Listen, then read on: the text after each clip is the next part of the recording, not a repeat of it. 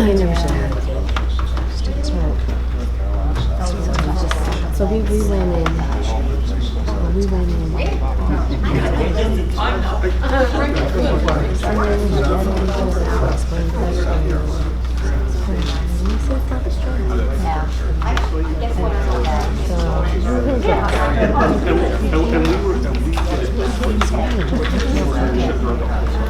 Because you perceive this thing to be so much bigger than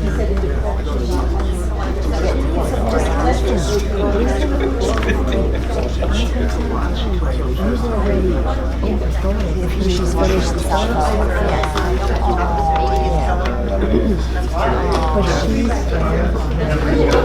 Yes, that's right. And then like, She had me on the phone. okay. The whole year. Good to see you. Yeah, Nice to see you. You know, with your little like mountain man. She's gone through soothing and calming. That's all I care. All I care about this year. But he'll be alright. Fourth grade teacher's always right.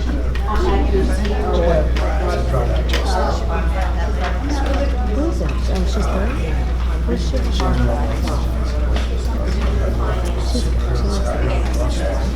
I just want to remind everybody out there that there are two agendas, so there's no confusion. One is the committee of the whole, which is what we'll be working on tonight, and the other is the tentative agenda for next week. So when you follow through, there's no confusion.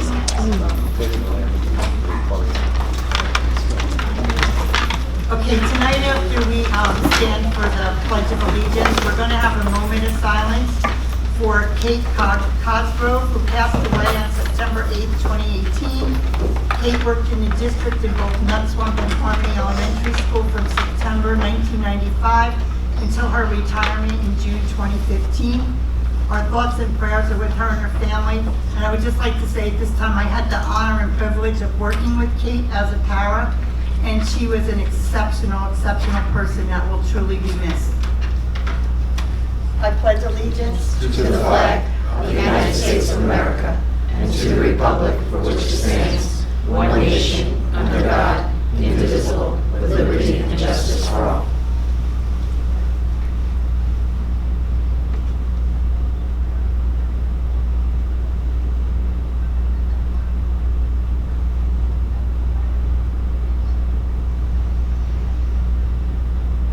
Thank you.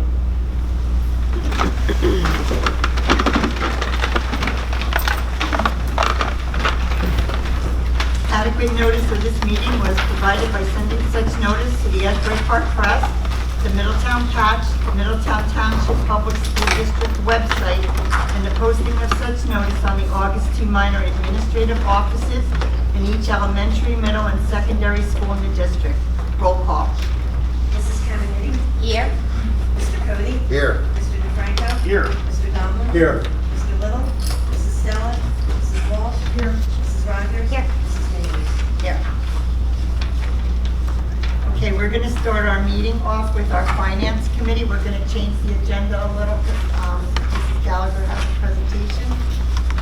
Actually, first, Mrs. Davies, we're going to have, it's not on the agenda. Winston's, but yes. we invited our new food service company for this year, Winston's Food Service, to update the board on the opening of school and to give some highlights of the program that's being put in place. So Jessica Ritz is here, who's our district food service director. And just so we know, there'll be no back and forth questions. This is just a report that she's giving to us. Thanks, Jessica. No problem. Hi, everybody. So last week was the first week where we had service at all 17 schools. So we've only had 4 now, 5 days of that. So just a very brief update, but I figured come out here and let you guys know some of the things that we have going on already and some plans we have moving forward in the next month. So we've had some local partnerships that we've been able to develop just in the first couple weeks of schools. We have Jem's Bagels being served at all the secondary schools, and that's between breakfast and lunch. And then we partnered with Valentino's Pizza, and that's at the elementary schools. So every Friday, 3 elementary schools get Valentino's pizza. So our first day was this past Friday. We saw great success. Our meals went up just between those 3 elementary schools, almost 200 meals with the Valentino's pizza. So the kids were very excited. It was a fun day. We were around at all the schools. Some got a little hectic because the kids were so excited. We had a lot, big turnout, but it went very well. So then this coming Friday will be another 3 schools. So we did a phone blast. I asked the principals to let all the parents know that Friday was their Valentino's Day. So I think that helped get the excitement up and the participation. So we'll continue doing that moving forward, and depending how it goes with participation, we might be able to do more than just once a month for each school, but we'll evaluate that as it goes on. We have a guest chef event that will be coming up at both high schools. We partnered with Red Bank's restaurant Char Steakhouse, and one of the chefs there is going to come to both high schools and do an event where we'll work together, and he will demo one of his favorite signature recipes, and we'll have that for the kids. He'll be out in the cafeteria talking with them. He has a food blog. He's a big foodie with his kids' food as well, so it should be a fun event. So we'll let you guys know the definite dates when we have those. Set up a meeting with him again this week, which will be nice. And then we've been going to the back to school night events just to meet with parents and get feedback. At the elementary schools, we had one of our new lunches out. It's an organic yogurt parfait, so we were showing them what a lunch would look like with that. And then we had computers set up to show them how the menu is interactive so that they can look at allergens and nutrition facts and ingredients. So we brought that up so that parents could see, that it was easy to navigate and the different features of the menu. So we've gotten good feedback. Some of the newer items that we've heard the kids enjoyed at the elementary school. We had edamame last week, so some kids were excited about it. Some we had to, get them to try and sample it, but they did enjoy it. We have plantains for a vegetable another day, so just some different items that we're trying to introduce them to, and not just the standard stuff every day. We got some popular feedback at River Plaza. They liked the burgers there, so we're just continuing to get out there, ask what people like, what they'd like to see, changed or done differently, and then share that with you all and let you know all the different events we have going on. So far we've had a good start to the year. That's it, brief. Thank you. Thank you very much. Jessica, can I just ask a couple questions that have come up? Yeah. How do we handle if the student doesn't have their lunch money?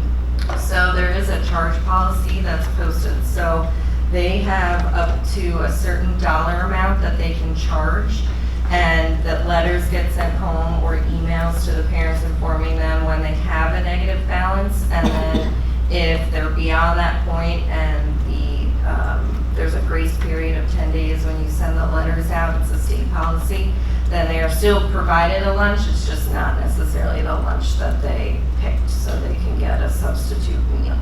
Okay, that was one of the concerns that came up, and I just wanted to make sure. And I just want to clarify, our policy on that is district policy that Right. Winston's implements for us. So Good. we establish our district policy on that, which is in compliance with the Department of Agriculture guidance. And Amy, will you be able to go over the My School Bucks again and explain that to the public again? I know we've done it, but a lot of people need to be reiterated on it, like how it came about and that it wasn't because of the food service. As we posted on the website, we did make a change this year in our platform that we're using for our point of sale, and also in conjunction with that, the parent portal for the payments. Also in conjunction with that, but not necessarily hand in hand with that, is the fact that the district has been monitoring these fees. Whenever you process something through a credit card processor or an ACH, the company that processes that for you charges a fee. The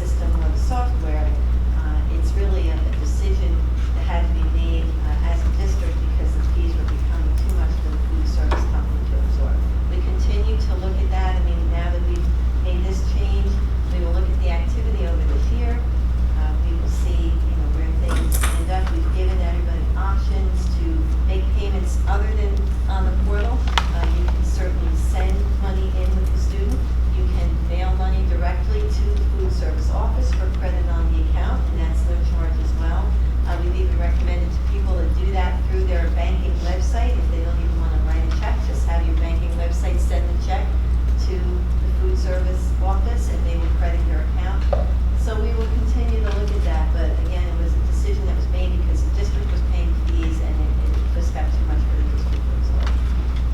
So, it's probably working well. Thank you, Jessica. Okay, thank you. So I think it was important for people to reiterate, because when we went over, it was in the summer, and some people might not have, We the just- questions still out there. You know, we had many changes related to fruits. They all just happened to coincide in the same year. Changing the company, and changing the platform, changing the absorption fees. They're not necessarily one because of the other, but they happen. And who is counting the checks? That was a question that I got. Who is counting? Who is when the checks come in, that's not the district, right? That's going. Well, Whitson's handles, but deposits it into the district's food service account. That's part of their service for us. But their employees handle the checks. Their employees, yes. Did we hear anything about the transition of the cafeteria workers from the one company to now Whitson's? Has it been a smooth transition for them? Are there issues? They have to learn the new system of doing things, but I don't know that there's any large issues. Jessica would probably be better able to answer that question than I would, but they have not brought to my attention anything that would be of major concern. There are differences in the way the two companies do things, and there's been training involved, and there will be more training. Yeah. So we were able to retain a majority of the staff. You know, we offer positions from the staff that was on board previously. So anyone that did not come back, it was from their own decision making. And so we've had trainings. We had them at the end of August. We're having again meetings the next coming weeks now that we've kind of been in it for a week or two. And really the biggest change is learning new recipes and execution in terms of some of the new products that we're putting out there. Probably also the POS system, correct? Yeah, yes, yep, so that was a big one. But that we had from the POS company, we had support for 2 weeks for staff members from that company, so that was very helpful because we were able to get them around to all the schools and the kind of staggered opening where we didn't, the first few days, the high schools and middle schools didn't serve lunch, so that actually helped us roll everything out. Jessica, how much of the staff did you retain? 80%, 90%? I'd say about 90% because because we have a staff of a little over 60, and to start the year we only had 7 openings. So Okay. we've hired some new substitutes that are filling in, and we're seeing who works where, and then we still have job postings up because we still have a couple open positions as well. And that was because people chose not to come. Correct. Okay, thank you. You're welcome. Any feedback on menus or the service? I'm sorry, which schools did you? The menus or any feedback on service from parents? So at the back to school nights, we've heard, some things that they liked, some new changes, and pretty positives, especially we had a couple staff members at River Plaza, and they were very happy with the menu changes. I talked with a couple principals, at the end of the weeks, and they give me a report, this was popular, this was not. We're trying at the elementary schools when we menu something to almost deconstruct it so that the kids can pick the items that they like. So we had an Asian dish, and rather than just having it all mixed together, they can pick. Do they want the vegetables, the chicken, the rice, the sauce, and they don't need to take it all. So that seems to be helping because some kids will try anything, and then others are like, I'll just take some plain chicken, move on. But it's nice to kind of have the different options. So we're just, as we now develop October's menus, we have some changes to make just on, a couple too complex menu items on the same day, things like that. So You're doing an Asian dish in the elementary schools? we did, yeah. It was a General Cho's chicken. That was when we had our edamame day. So it was good. I mean, we got some good food. And again, it was like, you got to pick if you wanted the Asian style sauce on there or not. So That's impressive. that's the way to do it. Yeah, so. And that's consistent with what we're hearing from the building level administration too. Oh, good. Very positive in support of this. Great. Good. But for those less educated, there still is a big. Right, yeah, we still have the basic, because then there's always a second menu option. So I like hot menu, so whether it's a cheeseburger, hamburger, or just a chicken fillet sandwich, so at least there's a staple out there, bagel bag. So, a couple different things. Things have changed. Has there been any change in service in terms of the way it was done before? If you have 90% of the same employees, are there any major changes in how the food is served or how things are done that may have impacted at least the biggest in the beginning of the year with service was us learning the register, so that, slowed things down in some schools. And then kids remembering ID numbers, or the, youngest kids learning them for the first time, or maybe they were totally learning it for the first time all over again. So that's impacted service a little bit. And then as kids come through the line, they're not in the standard, I want my turkey and my ham and this for their sandwich. They're staring at the options, so that, everyone's kind of getting used to the menu options again. So that's taking a little time, but we're trying to jump in and move things along as best we can. Thank you. Thank you. The next item we have is a presentation that we put together to sort of get the board in the mindset to start thinking about our budget and to give some background on state aid funding so that we get a better understanding about where we are, the recent cut, and how we get here. So, the copies that you want to pass in.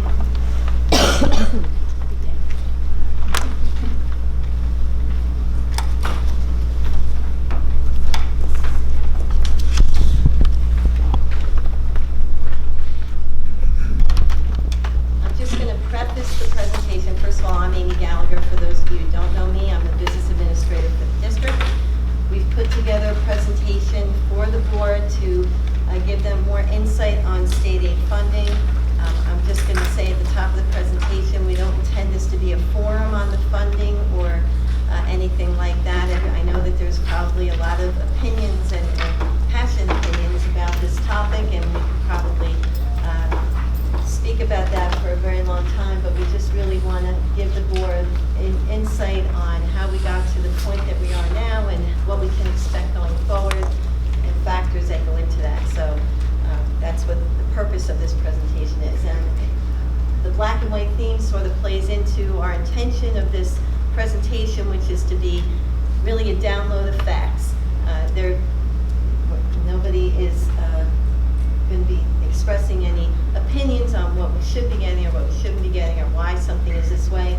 We have to deal with the facts of how we are being judged right now on our funding and how our funding is being allocated, and we just want everyone to have a better understanding of that. So I know this is a very politicized topic as well, so the black and white plays into this is strictly facts. So this slide that we're presenting right now is to give you a perspective of where we are with revenue compared to 2008, 2009, and 18-19 budget after the state aid reduction that we received in July affected our revenue numbers and what the changes have been. And I know there's a lot of numbers up there, but the key takeaways from this slide are the fact that back in 08-09, our state local tax levy was 82% of our revenue. Our state aid was 14%. At this point in time, with the 18-19 budget, after the reduction in aid, can everybody see? I don't know. I feel like there's no good place to stand here. It's a little tough to see. If you could just read off the percentages way up to the right. Oh, okay. So we have the local tax levy back in 08-09 was 82%, state aid 14%. At this point in time, where the local tax levy now represents 87% of our revenue, and state aid is down to 11%. So you can see that there's been a shift in those revenue sources over the past decade, and not in our favor, obviously. So if you want to move on to the next slide. As far as state aid being awarded to districts, there are different categories of aid that a district can receive. One is equalization aid, one is categorical aid, and categorical aid is broken into these different categories: transportation, special education, security, adjustment aid, also equalization aid, and school choice and adequacy. School choice and adequacy are not aids that Middletown currently receives, but we do receive the rest of these categories of aid. We also receive grants that are administered through the state for specific purposes, and we receive extraordinary aid, which is meant to offset high special educational expenses. So these are the different types of aid that we do receive, or that the district can receive from the state.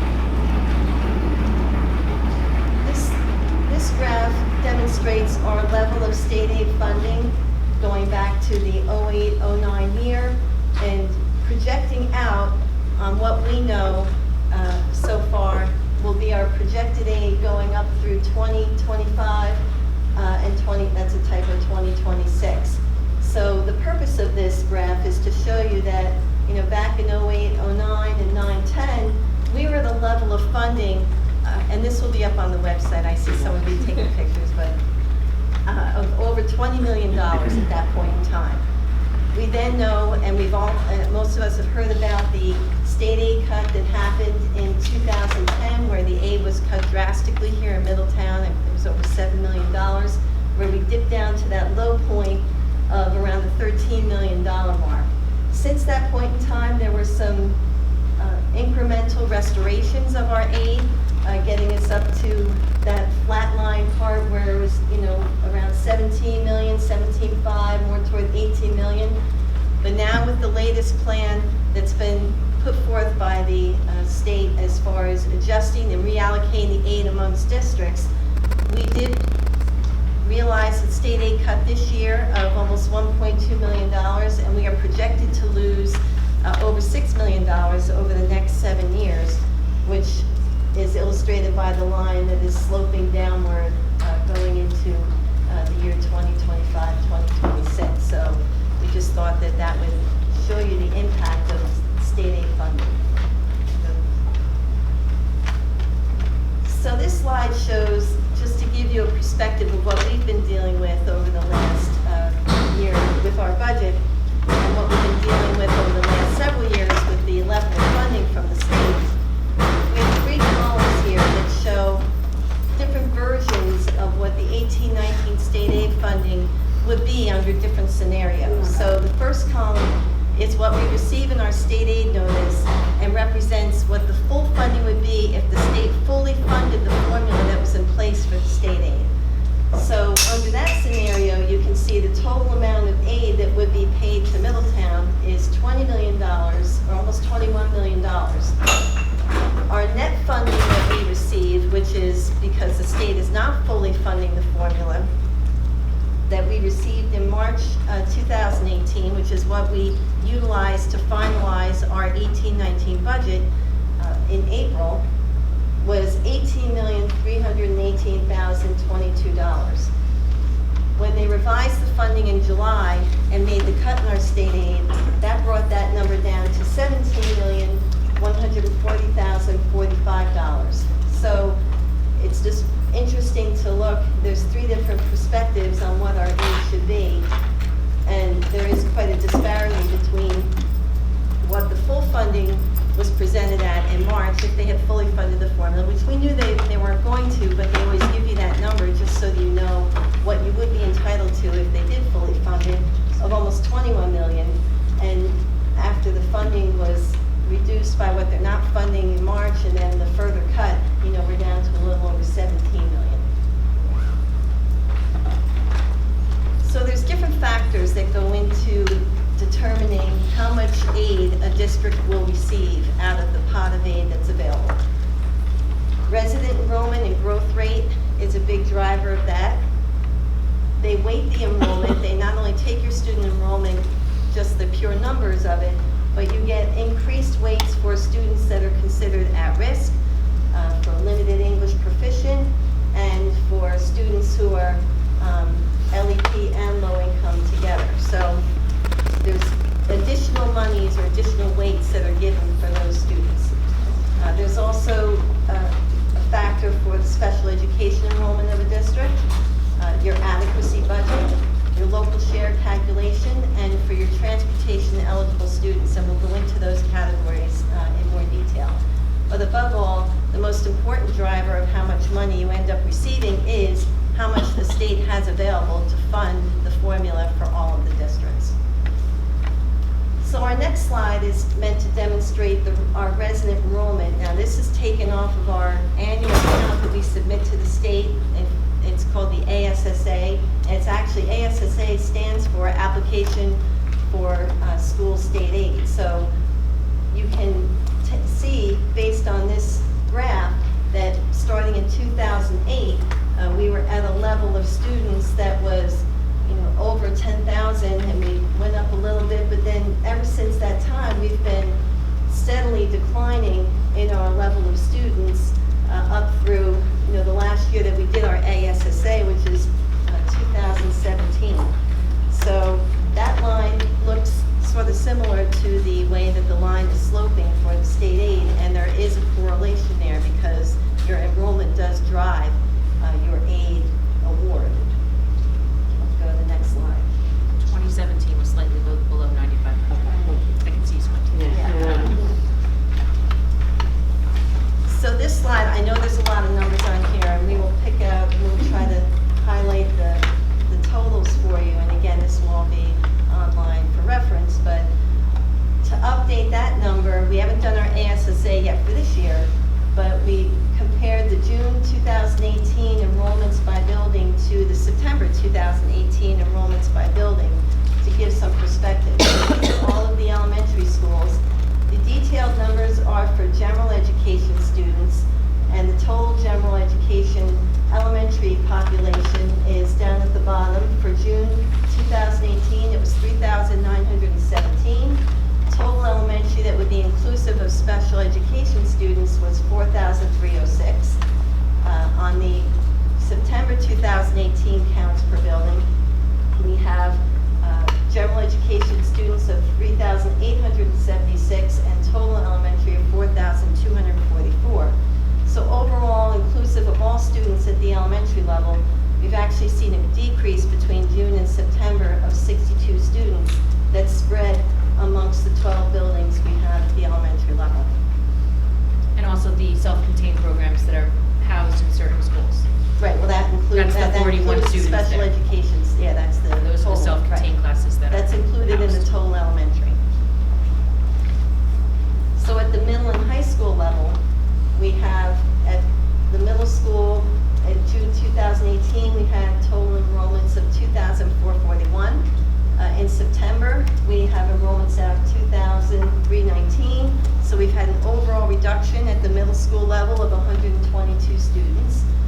At the high school level, we have total high school students in June was 2,856. It's now in September, we are at 3,036. So we've actually seen an uptick of 180 students at the high school level, which makes sense to us because there were students moving from the middle up to the high school level. So the decrease at the middle school level is related to the increase at the high school level. So overall, with all students in the district, the difference between June and September of this year is only 4 students, so it's basically even, but the allocation of those students has changed, as you can see, at the different levels. There's an increase at the high school level while there's a decrease at the elementary and middle school levels.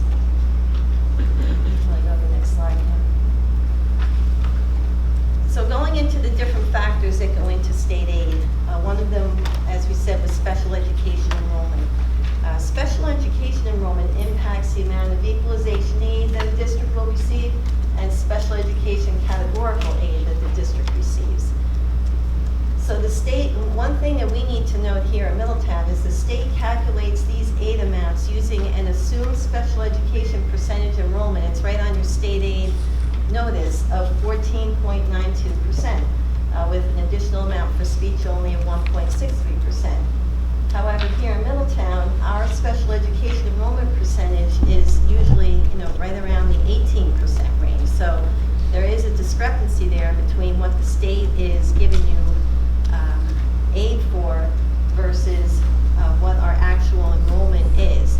Now, they do try to make it up in other ways, but it's not, again, it's not a one-to-one funding. Extraordinary aid is another source of aid that is meant to offset the higher costs for some special education students that exceed certain thresholds, whether they're educated in district or out of district. But it's not a one-to-one funding of those costs. It's whatever's available from the state to fund those costs in a particular year. So each district will make application and they will submit those costs to the state to be reimbursed. The state will then divvy up the money amongst all the districts based upon what they've submitted for, but the amount of reimbursement could be anywhere, 50, 55%. It's certainly not a one-to-one reimbursement for those costs. And again, the district is responsible for all of the costs beneath those thresholds. So, the base cost would be all for the district, not covered by extraordinary aid. When we do our budget, we talk about adequacy budget as well. And the adequacy budget is a concept that the state developed to determine their calculation of what the necessary funding level would be to provide what they could consider a thorough and efficient education to every pupil in your district. It's calculated by assigning weights and values to every student in the district for their various needs. And we talked about that a little bit in the beginning of the presentation, where you have your base amount for a student, and then if there's another factor such as being at risk or special education or LEP, then there would be an additional weight given to those students. It also takes into account teacher salaries, cost of supplies, and inflation. Basically, and we'll go into a little further, they look at your district compared to what they consider to be a model, a hypothetical model district. So they give you some, and they also multiply these values, these enrollment values of how many students that you have in the different categories by a geographic factor, a geographic cost adjustment. Now, Middletown's is 0.9953, so it's essentially a full amount, but the theory is that if you were living in an area of the state where the costs would be less, then you would get a more discounted reimbursement back from the state on your costs. So for the 2018-19 year, Middletown's calculated adequacy budget that the state calculated for use of allocating state aid was $132,816,746. Now, to compare that to our total general fund budget, which is what the general tax levy supports, not debt service and not grant expenses, our budget for the 18-19 year was $163,304,769. But there's differences, obviously, between what our general fund budget is and what the adequacy budget is, and we'll talk about that with the next slide. Key drivers of those differences between what the state calculates as our adequacy budget versus what our actual budget is. One big difference is that the adequacy budget does not include transportation. That is a significant expense for us. It also doesn't include tuition that we pay for regular ed students to county vocational schools. So, that's another significant expense for us. They base the adequacy budget on, like I was saying before, model school districts and the related costs. So to give you some perspective of what they're looking at as far as these model schools, for an elementary school, the model would be a 400 student school. For a middle school, it would be 600 students. For a high school, it would be 1,640 students. So again, it's not that the state is saying this is how you should operate, but they are using this model to determine your adequacy budget, which is factoring into how much state aid that you're being allocated.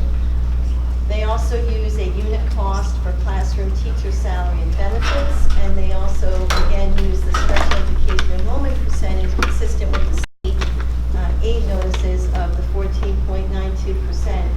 And as we've talked about, our special education percentage enrollment is normally around the 18% range. Go to the next slide. Another factor that we look at or that the state looks at for awarding state aid is what they feel the municipality should be paying, and they call that local share. Local share is defined as what the state determines the local taxing authority would be able to raise and dedicate toward the school district's budget. So the state calculates the district's local share based on two factors, equalized property value and district income. The equalized property value is what's reported by your county Board of Taxation, and they have all the values for all the municipalities. The district income, believe it or not, comes from when you file your state tax returns and they ask you for that 4-digit municipal code. That's how they figure out what income is coming from what municipalities. This local share is not a dictated funding level. It's merely a recommendation for a funding level that they use to calculate state aid. So again, there's no mandate for the district to be at that level. There is a minimum tax levy, though, that is required of a district, and that minimum tax levy is equal to the adequacy budget. So you are required to at least have a tax levy equal to the adequacy budget of the district, but you're not required to meet the total amount of local share that the state calculates. So what happens is if you have a district where you have a difference between the adequacy budget and the local cost share, if that exists, then the state would fund that through equalization aid. That is really the reason that districts would normally get that. So there are some districts where the adequacy budget is higher than what they're calculating that the municipality's local share would be, and in that case, the state would step in and fund the difference. For Middletown, our equalization aid calculation, as they presented to us on our state aid sheets, is that our adequacy budget is $132 million. Our district local share that's being calculated by the state is $161 million. So the difference there would be that our local share would be considered to be $28 million higher than the district adequacy budget, which theoretically would not qualify us for equalization aid. But as you'll see as we get into another slide, we actually do receive some. But that is the theory behind the equalization aid, is to fill that gap. And in Middletown's case, our local share is substantially above what the district adequacy budget is being calculated at. So our district local share is calculated at $161 million. To compare that to what our actual 18-19 tax levy was with our budget, that was $140 million, almost $141 million. So again, when the state looks at this, they see, well, Middletown would be able to pay $161 million, tax levy is about $141 million. There's a $20 million difference there as well. Our average, we took a look at the tax levy increases over the past 8 years since 2010, where they enacted the 2% tax levy cap on the budgets. And our average increase since that time over the 8 years is 1.79%. So it's below the 2% cap that was put in place, plus waivers that would allow districts to go over the 2% for allowable reasons.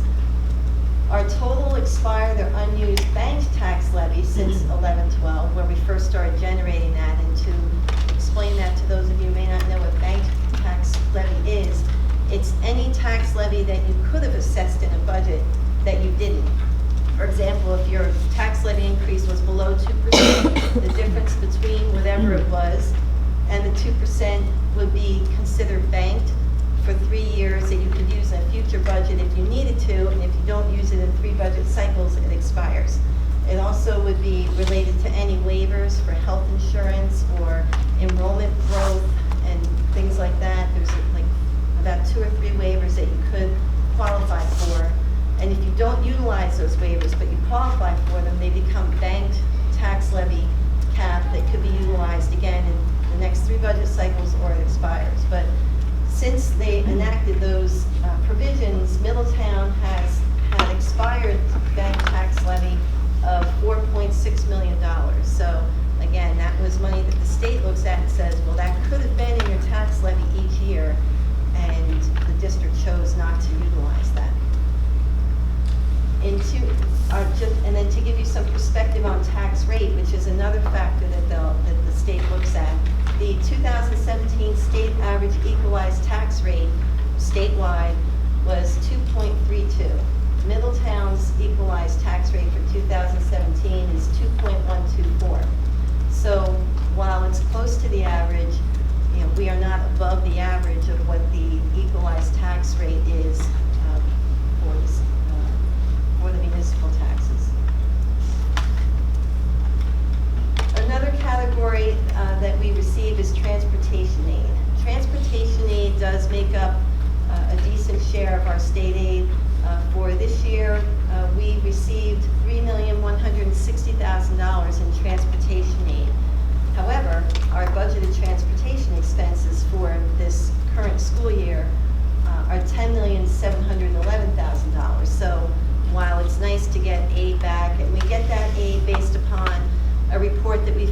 every year with the state. It's the District of Resident Transported Students.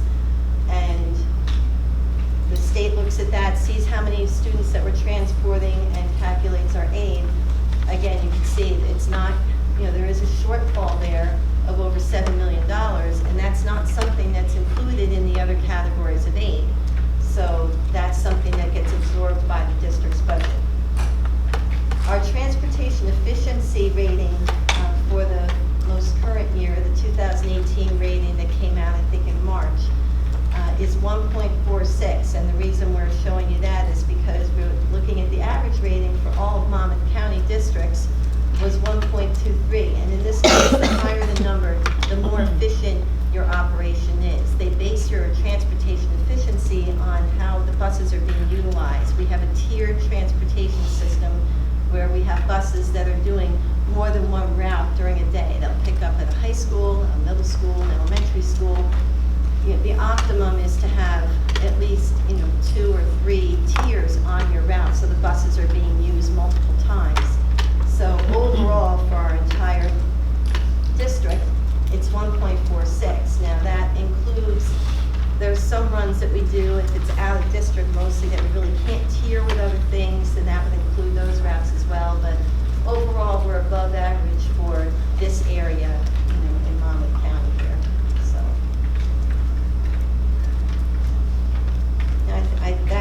that's the last slide. We just wanted to give an overview of how these monies are being calculated, and also how we're being looked at as far as an adequacy formula for a budget, and sort of show, as much as it hurts our budget to be reduced, that revenue, it's important to understand what the state's reasoning is for why we are being, money is being reduced out of our state aid, and what the state is looking at.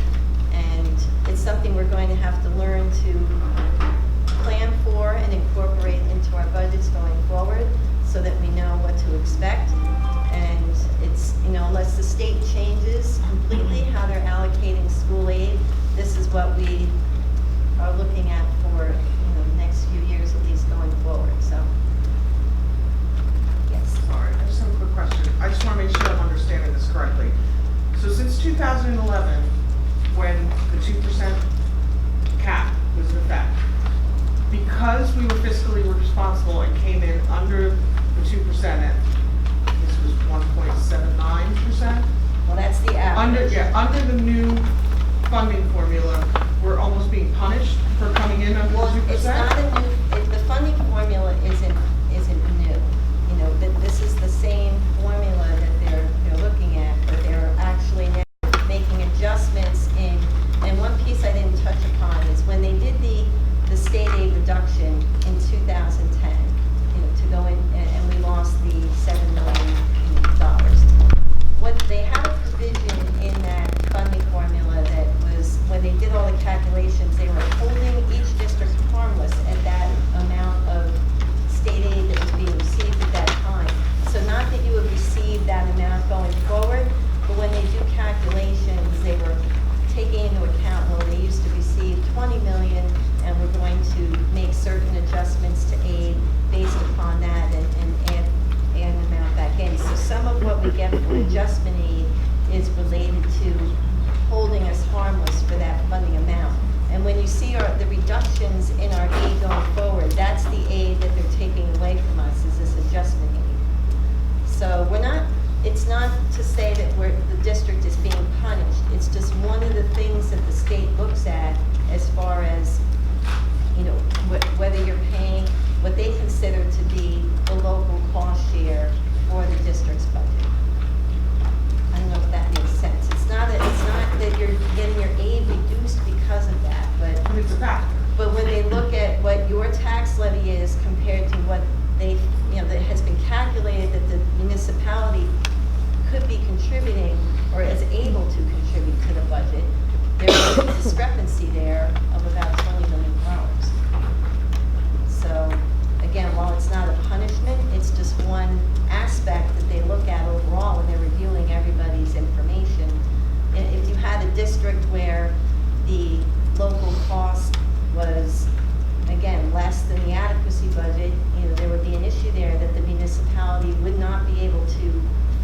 budget appropriately. Sorry, so the district local share, I see a general equalized property valuation district income. How do they use what tax rate? How do they get to 161 million? Of what they, it's half and half based on the property valuation, half based on the income. So they'll take, for the income part, they'll add up, what Middletown's income was compared to the statewide income, and then that ratio is, they take that and multiply it by, the aid that's available, and they'll do the same with the equalized property values. They take our equalized property values, compare it to the statewide number, and come up with a ratio there. And those two factors together, multiplied against what they have available to fund the budget, is how you would end up getting your What's the state at? Yes.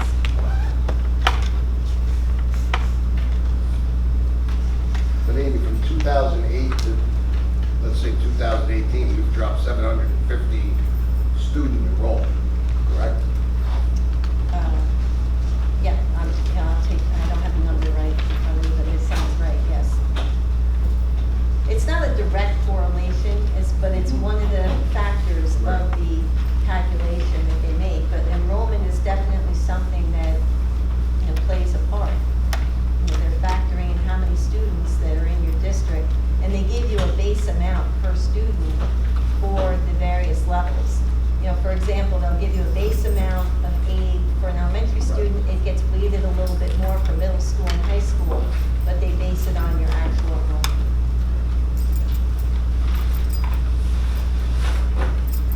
So I know it was a lot of numbers and a lot of information, but I think, the main takeaways are that we do know that there's been a plan put in place to reduce our aid over the next several years. We do need to understand that the reason why we're being reduced is because the state is looking at Middletown and saying, well, you're below your local cost share that you could be paying. You're above your adequacy budget that we are calculating for various reasons, whether it be, that we have costs that they don't include in an adequacy budget, if our costs are higher, if certain enrollments are higher than what they are giving as the quote-unquote norm, if we have schools that don't meet their program type that they're using to calculate this adequacy budget. And in addition to that, our enrollment is sloping down. So that all plays into it. Thank you. Okay.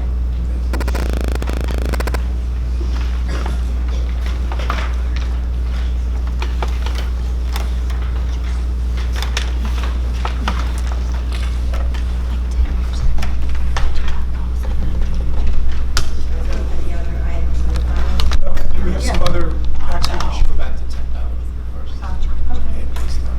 We can go back to technology, then we'll all right.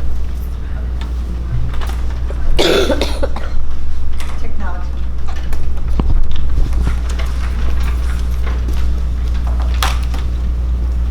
Good evening. I have a couple of things on the agenda for informational purposes only. First thing on the technology agenda is the 2018 NJ Track submission. We submitted our 2018 NJ Track submission. For those that aren't aware, NJ Track is an interactive online database for school districts in New Jersey. Basically, the purpose of it is to assess the use of technology and make sure they're online assessment ready and digital learning ready. Our database consists of all devices in the district that we use for online learning and assessments, including specifications, locations, student usage, internet connectivity, student enrollment, and it calculates if we are obviously digital ready, which we scored 9 out of 9 in all of our schools. A benefit of the database is that we're able to see every other district in the state, the technology they're using, and then also their satisfaction levels of their devices and or information. The second item on today's agenda is the summer technology internship field trip. Last month we discussed, Mr. Olson and I discussed a field trip to Google headquarters in New York City for our summer interns. We have put that together, and on October 11th we were taking our interns to New York City Google headquarters. It's a unique learning opportunity. It's an exciting opportunity. We already have sessions planned that they'll be able to sit down and discuss some topics with Google engineers, Google marketing people, Google salespeople, and the day will culminate with a tour of the Google workspace. So it's a really exciting opportunity. The third item on today's agenda is a Google Acer tablet pilot program. Ms. Morales and I recently had a conference call with Google, and we are going to be holding a unique pilot of Google tablets. The password on these is MTPS1234, it's really secure, and just press the button on the top left to log it in. These tablets just came to market quarter 2 of 2018, so they're fairly new. They're comparable to an iPad in the sense that they're 1.3 pounds, they're 9-inch screens, dual cameras, 9-hour battery life. What's unique about these compared to our existing tablets is they run Google OS on the top left. You can tell we're not technology savvy. We're sitting here trying to find out how to turn it on. Got it. All right, and then once the screen comes up, it's MTPS1234. The unique thing about these tablets is they run Google OS, so they fit very nicely in our existing one-to-one structure. So students are already familiar with our Chrome OS, they're already familiar with our Google Apps for Education. This is just an extension of that. So Wendy's here to talk about the pilot in more detail. Yes, and I'll be very brief. So we're targeting the K and 1, I think Dave mentioned. The product is really meant for younger children because they're used to the touch screen. The best part, my favorite part about this, is that it runs the Google Augmented Reality app, which we piloted last year and the year before with Google. We're kind of like their favorite district, I think, because we're one of only 4 districts in the country that get to have all their stuff. And then we'll provide feedback. Our teachers will let them know what they like about the product. But the augmented reality is really fun for the kids because they can actually see objects in the classroom environment. So they can actually see a dinosaur and kind of walk around the dinosaur and really see it and kind of interact a little bit. They get to see, volcanoes and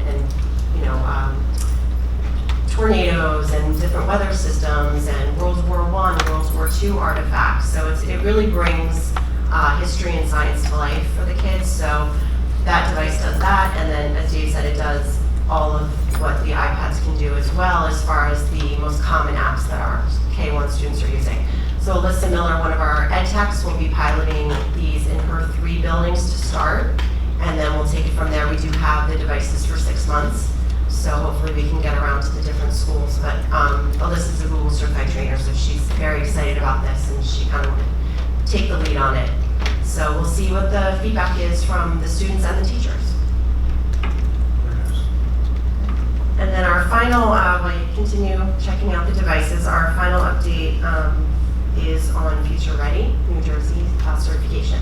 So as you know, we did submit evidence for all 17 of our buildings. We submitted for silver level status. As you know, we earned the first level status last year, and all 17 of our buildings did achieve that. We submitted in June for silver level, which is the highest level you can achieve right now, currently. And New Jersey school boards will be notifying us tomorrow of what our 17 schools did achieve. We're hoping for all 17, but this whole experience is not really about the certification, as we've talked about. It's really about the process and kind of seeing what other districts are doing, learning from them, collaborating. So just being part of this process has been extremely beneficial to us, but we're hoping for the good news tomorrow. So we'll definitely keep you updated. I'm sure you're going to get it. Can somebody email us to let us know? Absolutely, yes. Can I ask a quick question about the Google field trip? Sure. First of all, I think it's incredible that you've arranged that for the kids. Just how many kids are? Well, we invited all 8 interns. Today I received 4 commission slips. I'm still waiting for the rest of them. Are they split between the 2 high schools? They are. Wonderful. Do they need chaperones? Unfortunately, I have a chaperone. Just kidding, it's better you. But we hope it's the first of many. Right? Yeah. Many trips. Yeah, I mean, we talked about that 2 years ago. You've actually Yeah. visited before. Yeah. Yeah. This is our I would compare it to, for me, it was a little like actually living the Willy Wonka chocolate Definitely. factory experience. They were, when we reached out to them, they were actually really excited to invite our students in there. It's much better than chocolate too, I gotta say. It's exciting.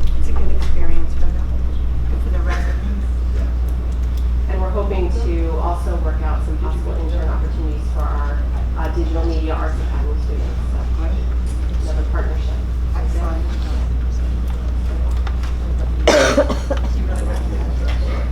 Can't take it.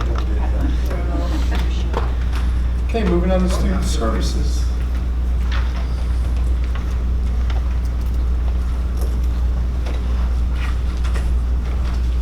Mr. Young.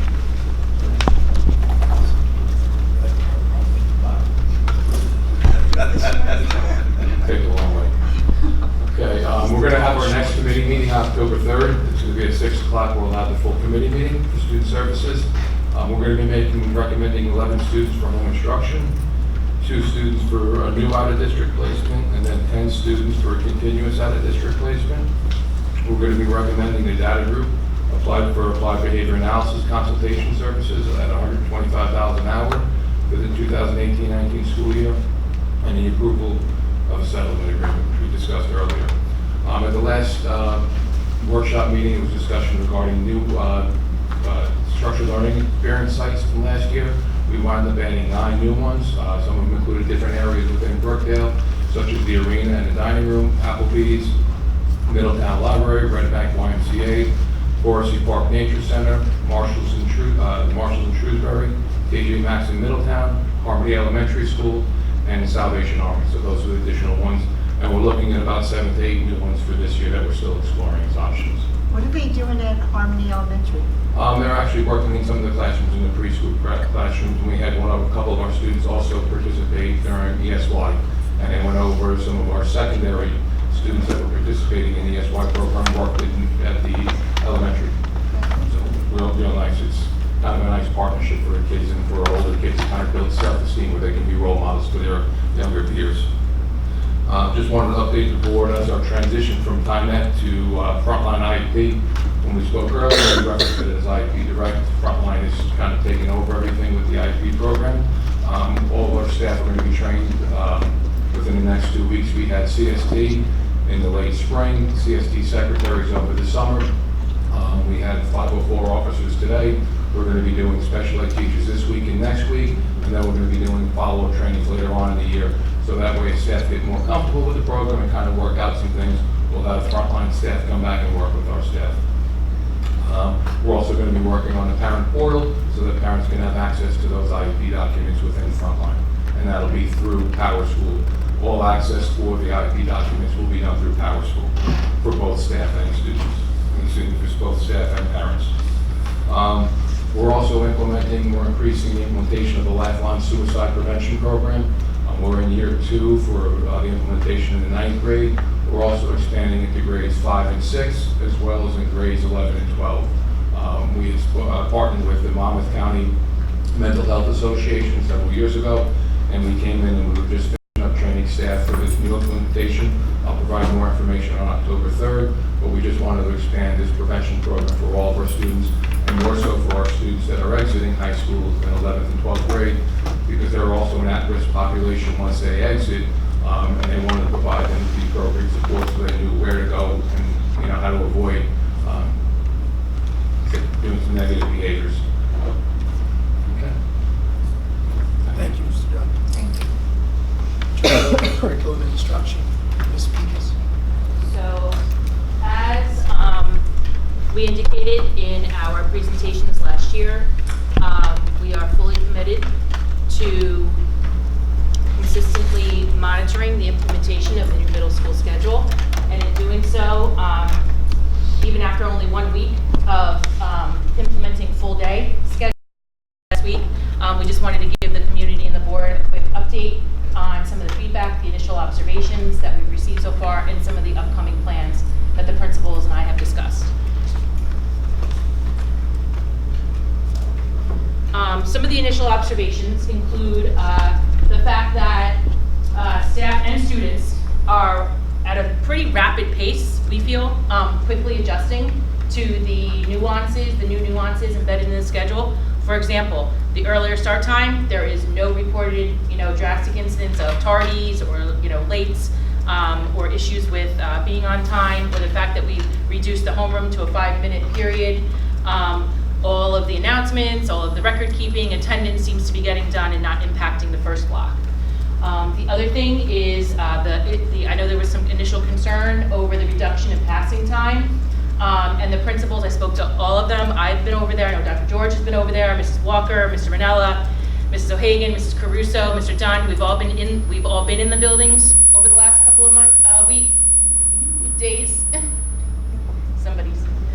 And the principals reinforced again in our phone conversations on Friday and today that there are no major issues with students being late to class or, the typical few stragglers that we would expect to see after only a couple days.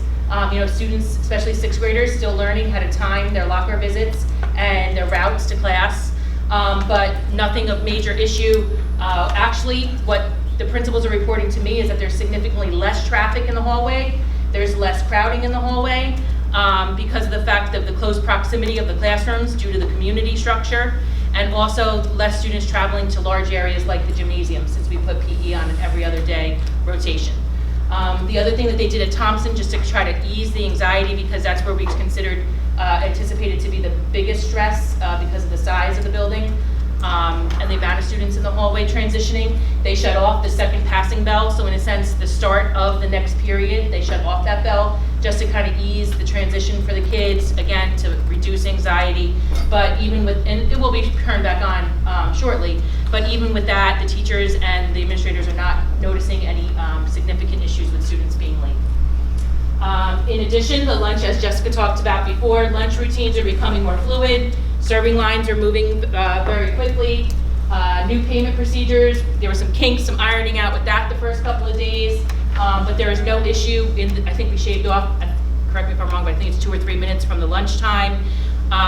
There's no issues, every student is being fed, there's adequate time to get through the line and eat your lunch. In fact, if anything, the principals told me they may have to reduce the number of visits students are making to the lunch lines because they're going back repeatedly, spending their money.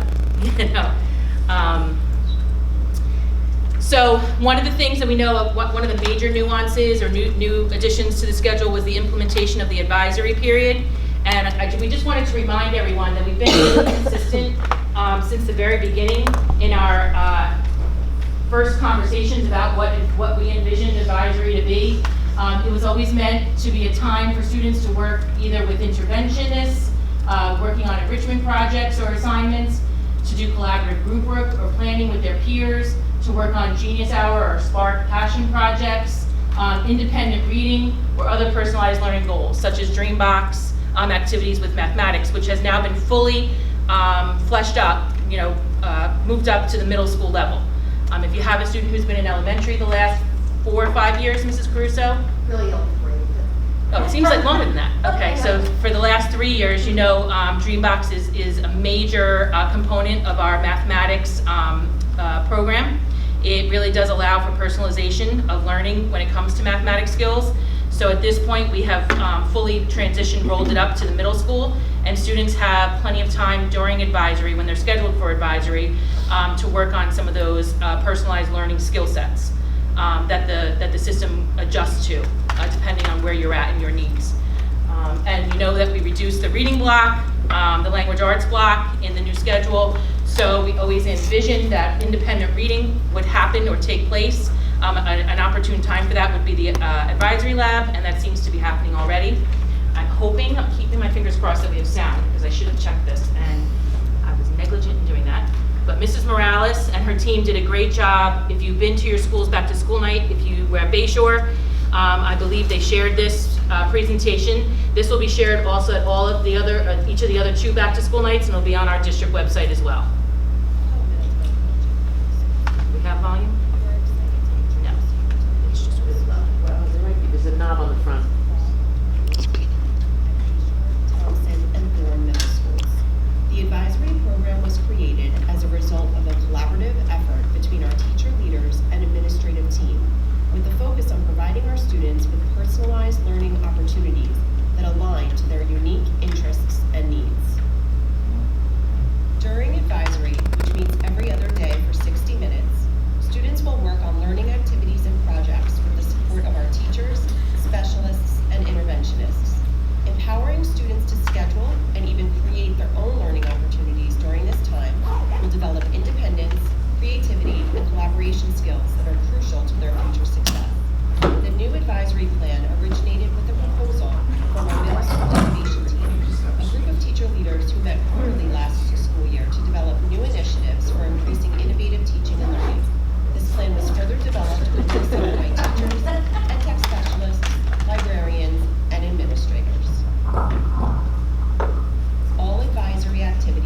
shared with students via grade-level Google Classrooms managed by our specialists. Students who are identified as needing extra support may also receive additional resources from the literacy and math interventionists. A major component of the new advisory period is the Student Personal Learning Plan. At the beginning of every advisory period, students will select a learning activity, set goals for the day, and at the end of the period, reflect on their progress. If a student will be working with a teacher, specialist, or interventionist, they will receive a pass and note this activity in their plan. It is important to note that a student's personal learning plan may look very different from his or her peers, as no two students have the exact same needs and interests. Personal learning plans will be checked regularly by the building specialists to ensure students are making progress toward their learning goals. Students are provided with recommended times for certain activities, including but not limited to independent reading, Dreambox, and Spark projects. The benefits of independent reading are bountiful. Students develop extensive vocabularies, build stamina, acquire problem-solving skills, and understand how reading works. Independent reading during advisory provides our students the time necessary to practice the skills being taught for deeper comprehension.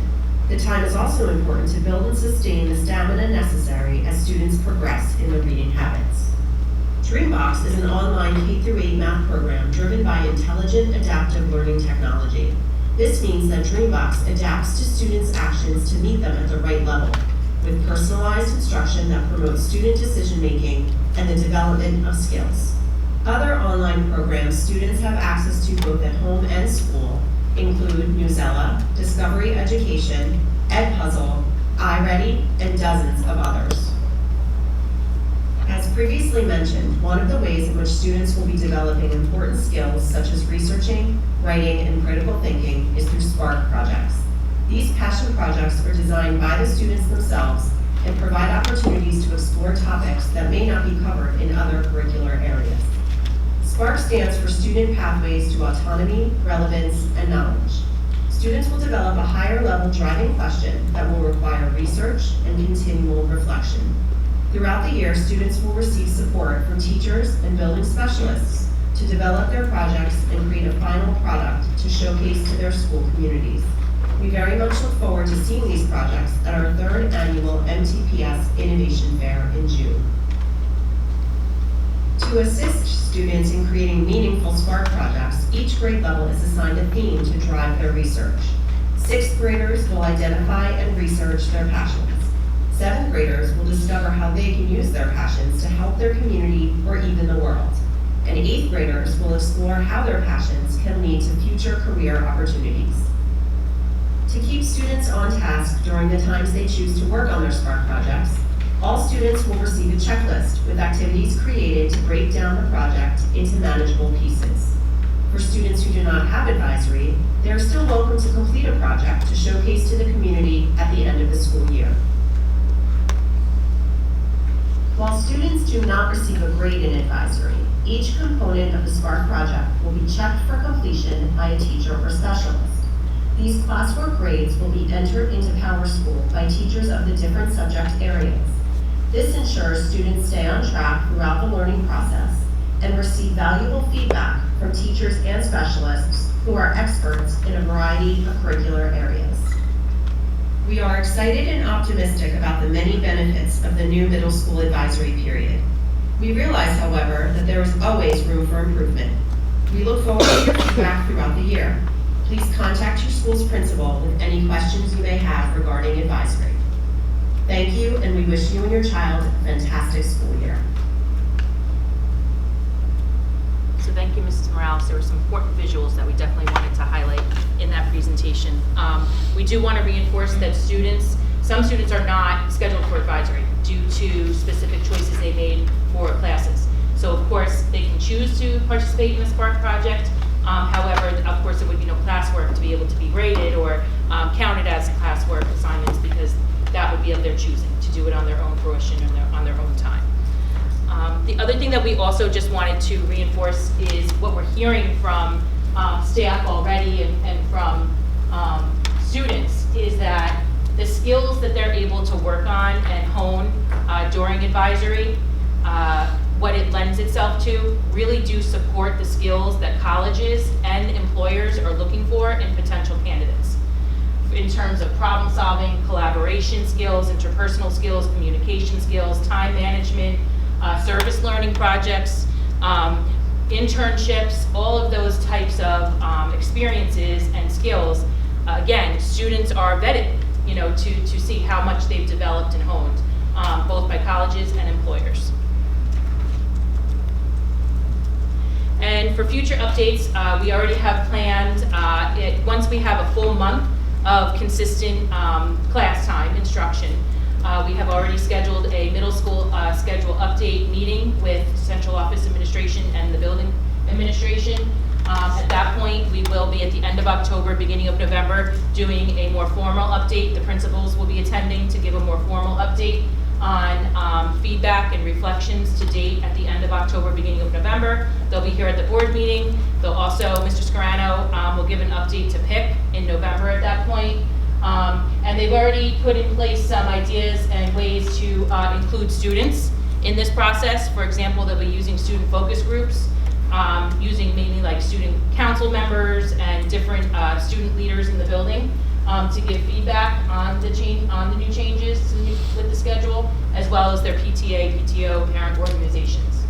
Some other things that we've already realized even after just a few days in advisory, so this is how fast we're reacting to our observations. We've already put some additional measures in place, such as making the media centers more accessible to students during advisory, implementing and putting into place more flexible seating that allows for collaboration, group work, just a more natural setting for students to feel comfortable to work, and as well as unique activities and tasks or projects. For example, at one of the schools, one of the math coaches already is looking to institute like problems of the week, challenge problems, additional problems just for students to work on their problem solving skills. So that is something that all of the principals are already working with their staff to reflect on how they can really get the most out of the advisory period. So that is our update at this point, one weekend. Great, thank you. Can I ask you a question? When you talked about the 2-minute in between and that the principals are not reporting the problem, I know I'm hearing anecdotal, I'm sure there's singular issues, but when you talk with the principals in middle school, is there any chance we could revisit, and I don't know if it's a policy or a regulation, that in high school, because they have to go a long way, they can bring backpacks with them. In the middle schools, they can't. And I know for some of the kids that are going from their little community to music or to art or to gym, they're coming in and they are, I don't know if it's facilitating down to the teachers, but some of the teachers are, especially the older kids, the 7th and 8th grade kids, are getting scolded. They have less time, they're trying to get used to it, but they don't have time to go to their lockers anymore. Is there any way we could maybe revisit that policy, letting them, or is there a major reason why they're not allowed to bring backpacks? I'll bring it up in our I just think it would be an easy solution, that if they could just have some books and then they don't have to stuff their backpack every time, especially when they're going to gym or music or art. I'll ask. I'll bring it up. So how long is lunch? 25 minutes, I believe. 25. That's down from like. I think it was 27 last year. In general, is that what you're doing the same, like? From my understanding, yes, right? Marianne, I'm looking at you because you probably were working with the schedules longer than I have. As long as I've been here, it was 27. So for the past 6 or 7 years, it's been 27. In the past is that actually 27 minutes is 2 minutes too long, because as the kids finish lunch, you hear in the cafeteria the volume of the noise. They get restless, they want to get up, 25 is better. It gives them enough time to eat, but not too much time at the end to getting it.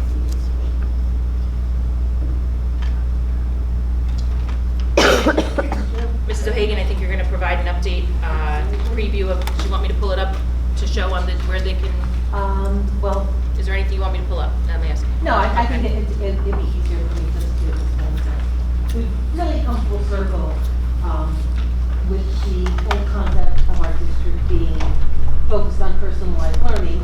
We've done it for our students, and now the plan is we're going to do it for our staff as well. So this summer, over a 2-week period, we had a committee of teachers, administrators, parents, and secretaries all work together to come up with ideas ideas for the kinds of professional development, the kinds of learning opportunities that they felt they wanted and they needed and that they were interested in. The whole focus was to allow them to also have personalized professional development so that they could have meaningful growth in areas that they either felt they needed to grow or they wanted to grow because they were passionate about it and they knew that it connected to their role, whether it was teacher, whether it was administrator, whether it was paraprofessional, or whether it was secretary. As a result of our new contract, we now have larger chunks of time after school for after-school PD. So this committee worked with that in mind and came up with a huge selection of different topics for professional development presentations to be created. We have had a tremendous turnout. Over 50 teachers already have signed up to work on creating workshops to meet the needs. We have many administrators who are also very eager to present, and we're having 4 sessions through the course of the year, one in October, one in December, one in February, and one in May. We're centralizing the location so that people that need to travel from different schools to get to where the professional development opportunity is, they can get there with the least amount of time.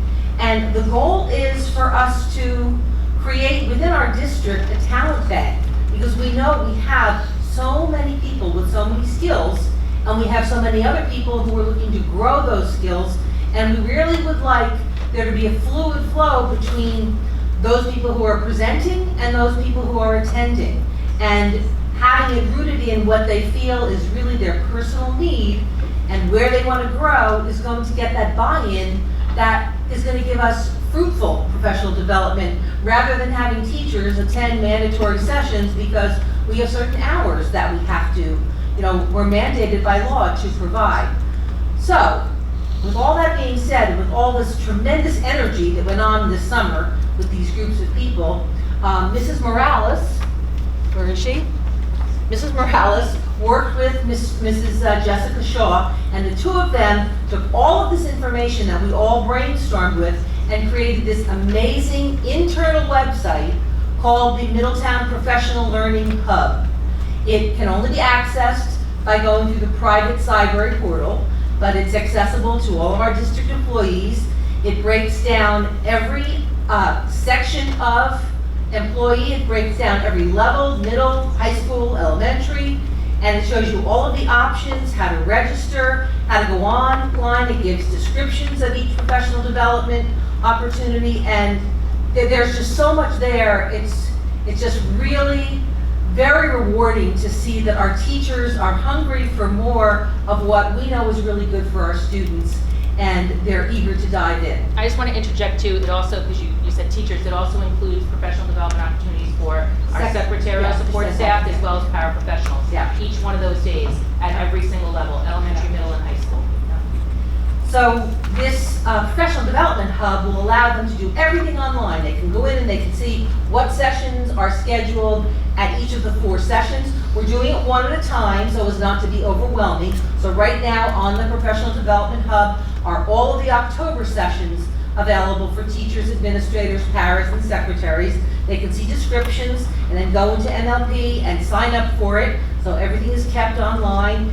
There'll be a detailed description of what the session will include, what materials they may need to bring, what they can expect to get out of it, and we're really excited. I think that this is something that, with the ideas that were generated by a large group and then the technical expertise of Mrs. Morales, led by Mrs. Shaw, feeding all of our work, we now have a user-friendly tool that is going to allow us to access tremendous amounts of professional development throughout the year. Thank you so Any much. questions?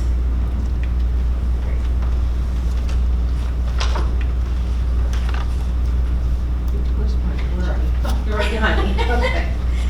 Now the fun part. Just a quick update. We have, as you probably do know, there's an assessment committee that meets several times during the year to make decisions and recommendations regarding what assessments are giving and when, et cetera, quarterlies, et cetera. We have put together, that committee, working with the district directors and the directors, that put together an entire assessment schedule, very organized, so everybody knows what are the assessments we're giving, in what grade, and when are they given. Okay, that is now located on the district website. If you go to the new website, just go over to curriculum and instruction, of course, down to district assessment information, and select assessment schedule. Simple as that, and the whole thing comes up. It looks like this, color-coded by grade, K1, 2, 3, 4, 5, and then you have the middle school page and the high school page. And it's all there. I can pass this around if you want. But it's all there if you want to check it out. And we can update it periodically. Is that in the private portal or for everybody? No, for everybody. It's actually required by law that we, it's actually required by law, started 2 years ago. State law requires us to advertise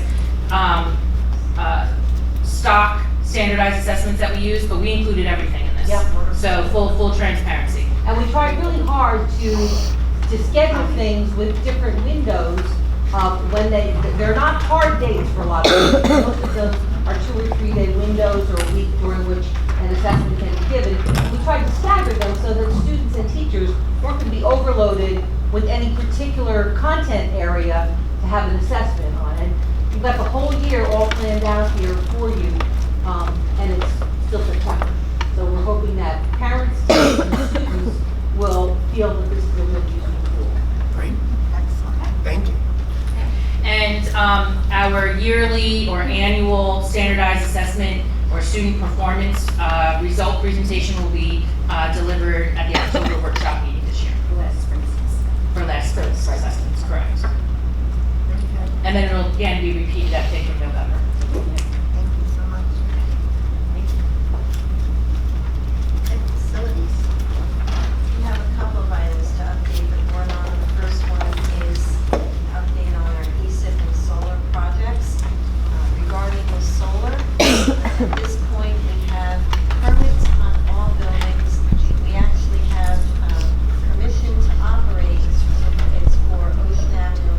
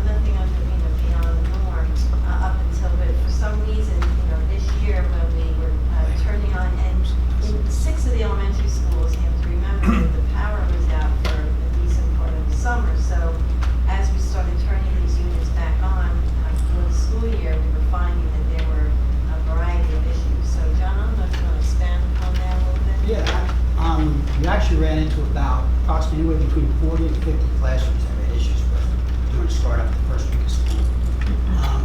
Since that time, within the last 8 days, I think we repaired 30 of them. So we still have, 20 more or so to go, which we anticipate being done within a week. These units are proprietary units, so for us to get parts for, it's a struggle. It takes a long time to get these parts in, so what we're trying to do is get some extra compressors and parts that are generally needed that we can keep on the shelf for the most common things that go wrong with them. Instead of every time one goes bad, we have to order parts and wait for them to come in. They just seem to start going all at once, so it was a shock for us the first week of school, but we think we have a handle on it, and we'll continue to.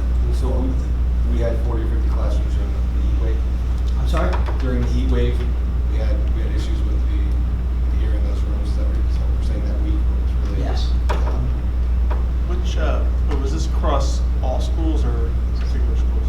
It's pretty much everyone in general. Each one, some had, what we did is we kind of attacked it as far as any special need classroom, we hit first. If we couldn't fix it that day, we put a portable unit in there so they had some kind of relief. Then what we did is we backed off and we looked at all the schools in general. We took the schools that had the most units down, and that's why we prioritized. We took, for example, Harmony might have had 6 or 8 units down. Another school might have had 4 or 5 units down. Then we did it that way, and that's how we attacked it. So we're probably at the last 5 schools that only have maybe 1 or 2 in each building. How long do you think these repairs will last? Are they substantial repairs or are we just a Band-Aid? I wish I had that answer. It could be as simple as going in and replacing the thermostat, or it can be having to rip the whole unit apart to replace a heat wheel or a pump or whatever it may be.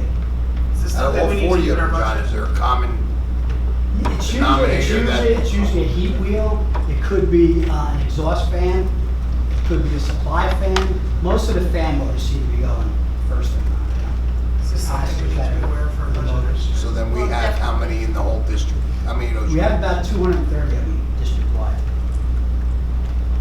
That's just the elementary schools. That's all those are, yes. So again, because we were as aggressive as we could be as far as keeping the facilities budget low to facilitate this year's budget, we don't have the room to absorb this type of expense, and we will need to supplement that. What does that leave in our maintenance reserve? Well, we have a little over 700,000 in there now, so it goes down to over 600,000. We started out years ago when we established it, this will be the third withdrawal that we've seen from it over the last 7 years.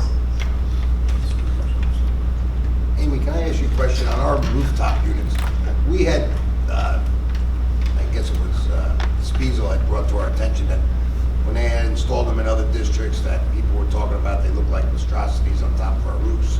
So then we were proposed to put structures around them with a screening and a logo.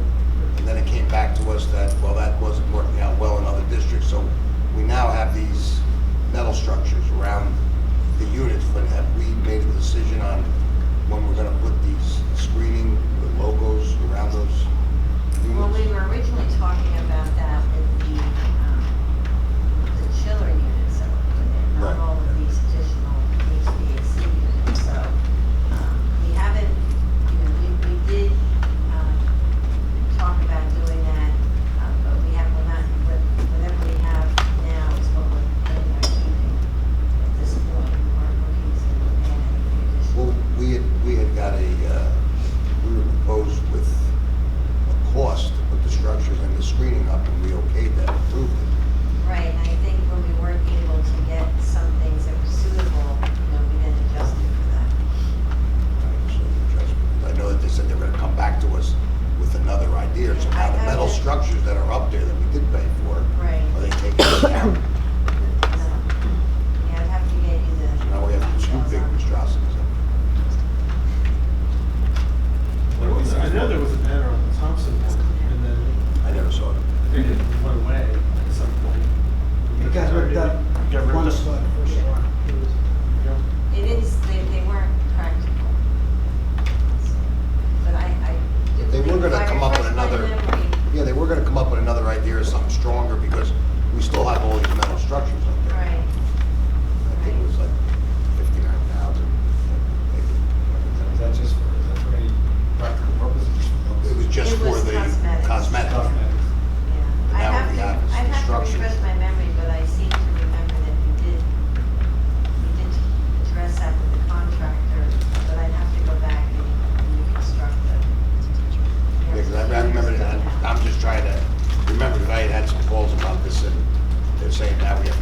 two big monstrosities up there. They were wondering when this screening was gonna be put up, but I remember us saying that they're gonna come up with another proposal and that they'd be back in touch with us. If you could look into it. Yeah. We can bring it up next week under old business. We can update under old business. Solar. Yeah, the solar panels.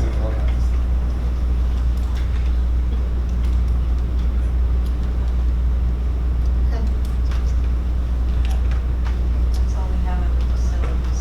Okay, finance. Oh, I'm sorry, I misspoke. One other thing, we did meet with, Neta Architects came in to take a look at the Vista North Auditorium, to start scoping out, sound and lighting, proposals. I haven't received any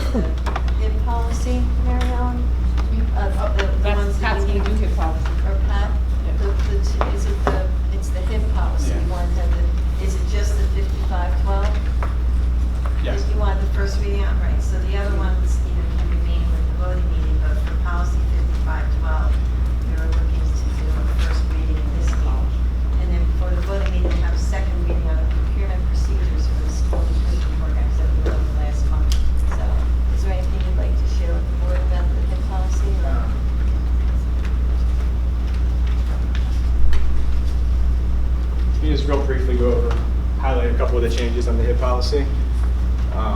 A lot of it, we already had best practice going forward. This is nothing new.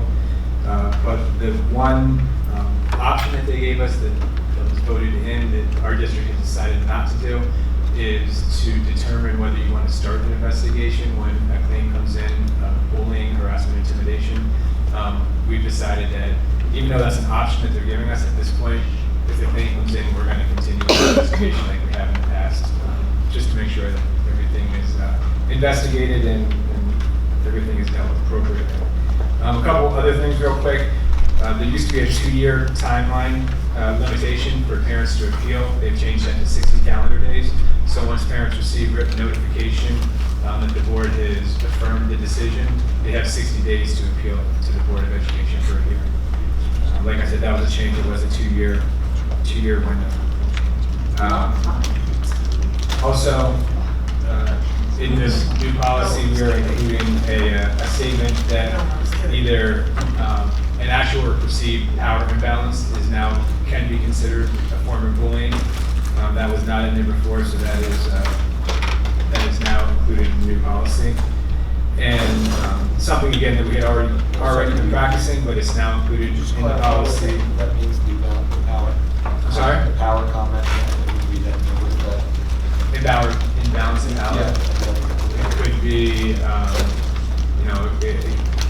the definition is very broad. Power, It could be physical, it could be perceived, it could be actual, it could be, the 250-pound football player against a 100-pound. So it's a physical measure. Right. Or again, it could be intellectual, it could be anything. It's actual or perceived. So depending on how the victim feels, it perceives the action.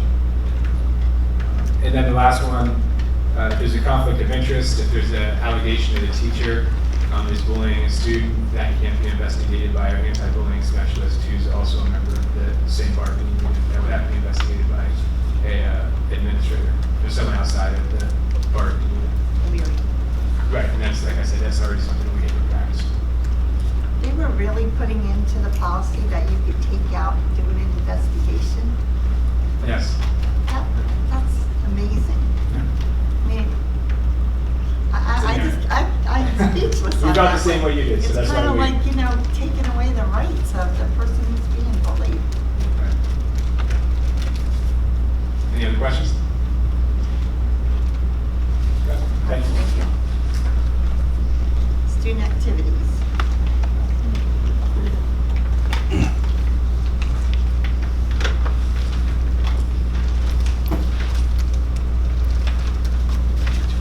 A couple of brief items. All right, there's going to be 4 outside athletic events this year at our high schools, and they're all going to be at High School North. There's going to be a district wrestling tournament. Last year it was at South, this year it's at North. They go back and forth. And then that's on February 22nd and 23rd. Then in May, there's 3 track events at High School North, and the reason they're using North is because North has 8 lanes, and that's what they need. They're going to do the county track relay championships, and then they're going to do the county track championships, and then they're going to do the sectional meet. They've done the sectional meet in the past, and they really liked how it was done, so they asked us to do the county. We think it's a really good thing to have these events in the district. First of all, our people, Booster and stuff, they have concessions that they can actually sell food and make money. It's great for our kids to have the events right here. It's good publicity, and we don't need to get buses to get our kids to these events, which is probably one of the best things, because buses are difficult to get. We are going to be renewing our Heroes and Cool Kids Mentoring Services contract. That's a club that is sponsored by an outside organization. We pay them $9,000 a year, and they train extensively with our students in district and also off-site. They go to the old Prudential building, which I forget what is that? That's, I forget the company that's there now. Is that Homedale? Is it? Abide. No, it's not a buy. It's another technology company. Cancer Research Center up at the top of the hill of the Parkway? No, it's the old Prudential building. You know where the old Prudential building was? Yeah, Vonage. Vonage, that's what it is, Vonage, yeah. Anyway, they actually mentor the high school students and, teach them about leadership. And then those students, there's a curriculum that they learn also, and they go out to the middle school students and they teach this curriculum on leadership and resiliency. We talked to the middle school principals who felt that this was a really valuable program for their students. We talked to the high school principal who said it's a really valuable, activity for the high school students. So we are going to continue it again this year. I think this is going to be our 4th year with that program. And next week, I'm going to be doing, Mr. Rennell and I will be doing our annual violence, vandalism, substance abuse, and HIV comparison this year to last year. And Mr. Rennell will also be doing, giving information on the ADD, grades that it's the self-assessment that schools do. Mariel, I just have a question on those outside events that are coming in. It's the booster clubs and PFAs that are going to be making the money off that food, right? Concessions, yes, they will Just run wanted their to make that clear. Yeah, that's what Mr. Carroll said. Good. Okay. And also Pam and Jim, I have an access card for you before you leave, so.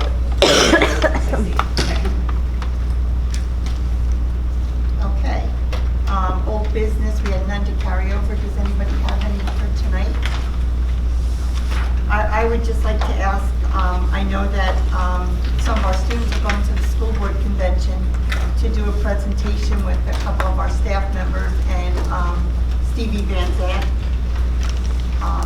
If we could get more information on when and where so that we could attend that, when they're going to be in the convention center. And I know that we all got invites from New Jersey School Board to go to the E Street Band. So if you didn't apply, you might want to do so now. It's limited tickets, and it's all about education for that group. And I'm really impressed that they're so involved in that, with educational programs and stuff. I think it's great, and that our staff is involved in that is a big plus. Any new business? Just want to announce, don't forget Saturday's Middletown Day. Get out there and support your community and all the organizations that go out there and all our school kids with their tables, and it's a good community event. No one else? Okay, we're going to open it to the public.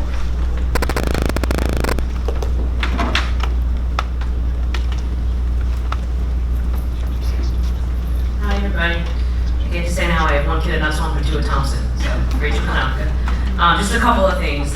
One, I actually am bringing from Nutswan because we had our PTA meeting last week, and Mr. Leone was telling us that there's still a plan in place to secure the APR doors, because we have 2. And I just wanted to get a clarification, because my understanding based on the discussions last year is that they were actually replacing both sets of doors, and he said his understanding now is they're just putting in lock bars.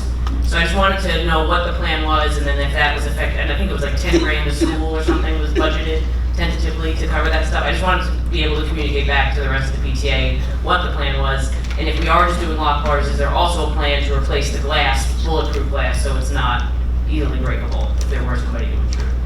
I don't know if anybody, you can answer that now or just maybe for a future meeting. Yeah, I can answer that. Oh, sure, thanks. If the doors are in bad shape, they're going to be replaced. If they're in good shape, then they're just going to replace the pattern doors. Okay. Don't know anything about bulletproof glass, though. Okay. That would have And I can answer that, I can't answer that. We actually can't discuss that security measure Got it. at all. Okay. We are aware of needs.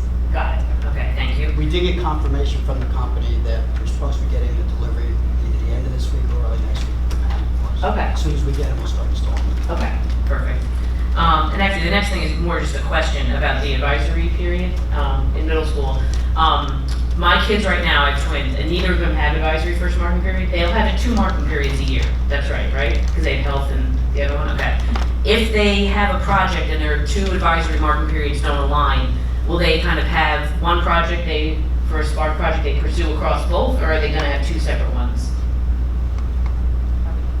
We're taking the question. Oh, sorry. I guess that's. I wasn't sure, because Yeah, we saw back and forth.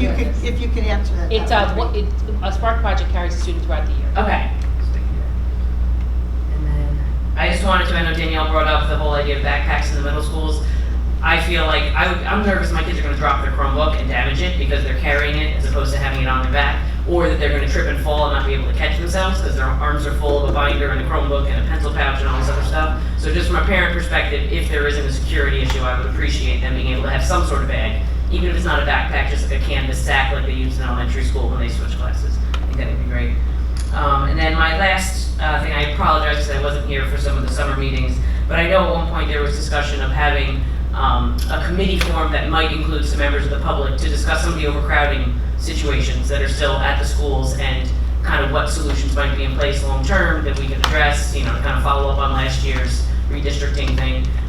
Has there been any more discussion about doing that, and how would the public know to raise their hand for something like that? That was when we were planning on opening up the strategic plan. Okay. Right now, we're not in the process of that, but we're in the process of looking at other agencies that might be able to come in and give the board recommendations, and then of course us being transparent with the public. And we don't know how that's going to work out, like how public participation fits in and how our participation fits in.